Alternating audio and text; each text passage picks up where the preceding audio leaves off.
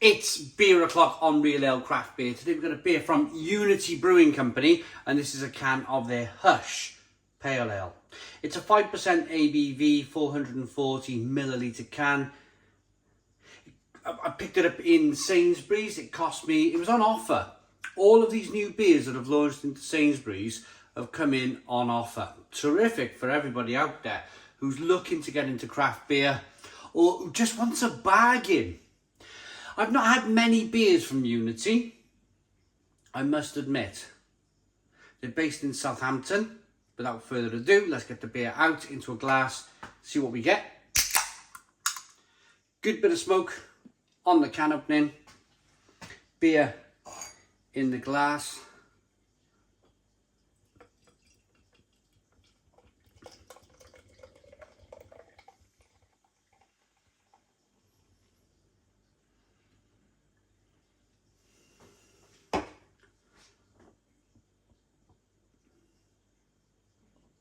Got a 1 to 2 finger white head, a yellow kind of straw coloured beer. Slow moving carbonation, looks really good, really good. And even from like this half arm's distance, the aroma of the beer pouring, and from this distance, it smells superb. From here, I'm picking up a little bit of mango, a little bit of tinned pineapple, a little bit of grapefruit. That's quite impressive. That's quite impressive to be able to kind of pick these flavours up from such a distance away.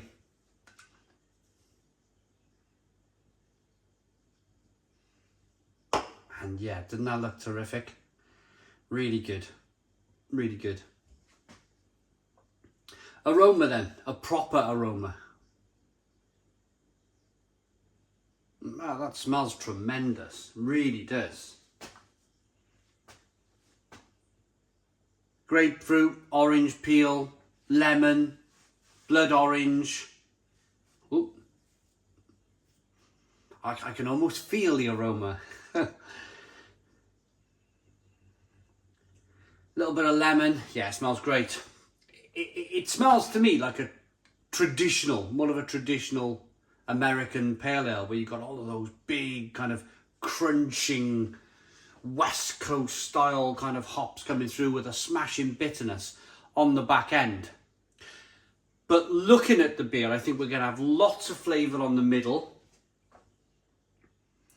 Let's see. I'm hoping for a bit of bitterness on the back end. I do like my bitter American style pale ales. Let's dive in. Cheers, everybody.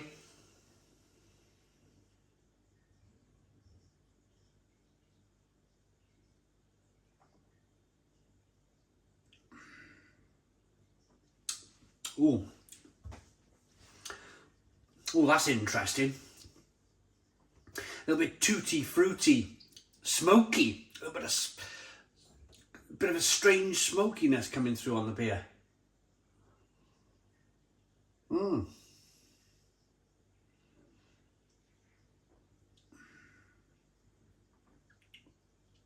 Yeah, I'm going to change it.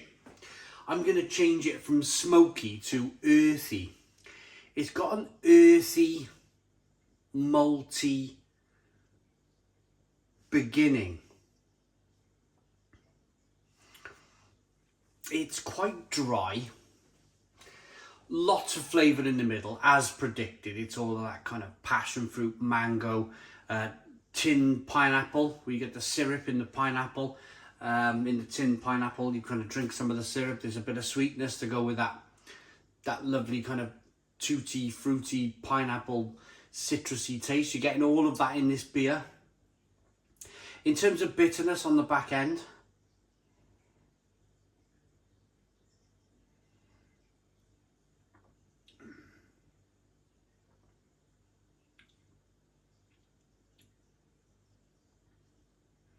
not much in the way of bitterness. Not much in the way of bitterness.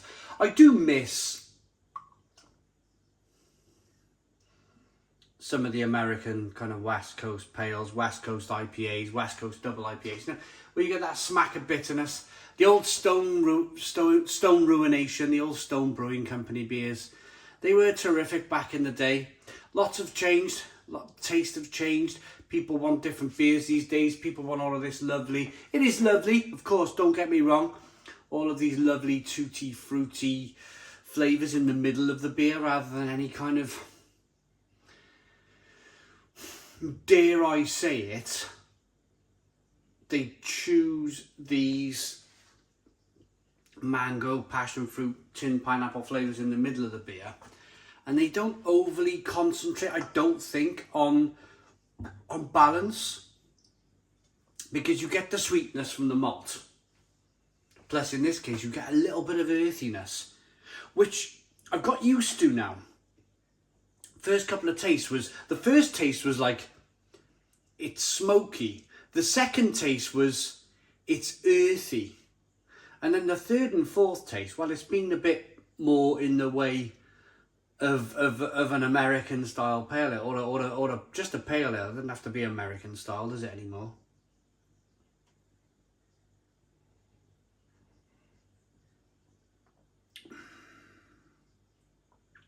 It's since I added all of the sediment from the bottom of the can. Getting all that sediment in has really helped to balance the beer and give off more tangerine, orange, grapefruit-like flavours, softer kind of mango flavours coming through as well. And it's just helped to balance the beer off. That initial earthiness seems to have gone away a bit now. I'm actually really enjoying it. Started off on the back foot a little bit. I was kind of like, what's this here with this smokiness, then earthiness. But the more I was able to get the can, that last bit of the swirl into the glass, it made all the difference. It made all of the difference. I like it. I quite like this kind of, you know, you got that kind of kids party thing going on. There's somebody about to put a pin in a balloon. You got the old cassette player there. People have got that blaring. People banging tambourines, blowing trumpets. You know, you can. For goodness sake, hush! I want to drink my beer in silence. You know, I totally get that. Totally get that. So here's the description. Shush! This beer contains UK hops, a juicy pale ale brewed in our house style, but with UK Chinook hops from Brookhouse hops in the Whirlpool, followed by a hefty dry hop of Mosaic and Vic Secret. That's quite impressive. That is quite impressive. The fact now that Britain is using its own kind of hops, these newer world hops. I wouldn't be surprised if Charles Farren were involved in this kind of American world hop, getting them to grow in the UK. Charles Farren, one of the best brewers, one of the best hop merchants, I should say, and probably brewers if they wanted to be. One of the best hop merchants in the UK. They produce some terrific hops.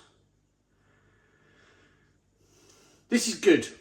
This is good. It's well behaved. It looks good in the glass. It's got a good aroma. I'm able to really wash the beer around now in the glass and get the aroma. Smells good.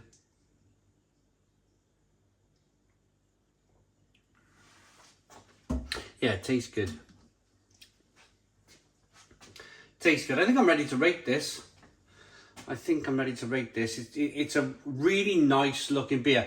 I think the important thing is, maybe use a slightly, if you've got a bigger glass than this, use a slightly bigger glass. Make sure you get all of the beer and make sure you get that last swirl from the bottom of the can. That last inch of beer is so important to get into the beer because it changed the beer. It changed the beer from being average to being, quite frankly, very good. That last inch of beer with all the sediment, all the flavour, everything else that had dropped to the bottom of the can has made a world of difference to this beer. It was on offer. It cost me about £2.25. So my rating for this beer then, looks good, smells good, tastes good. I like it. I like it. If I had a Sainsbury's closer to me, I think I'd buy this an awful lot. This would be in my fridge an awful lot. It's very good, very kind of, it's the type of beer that you can just drink loads of. You can either drink it and really think about it and explore the flavours and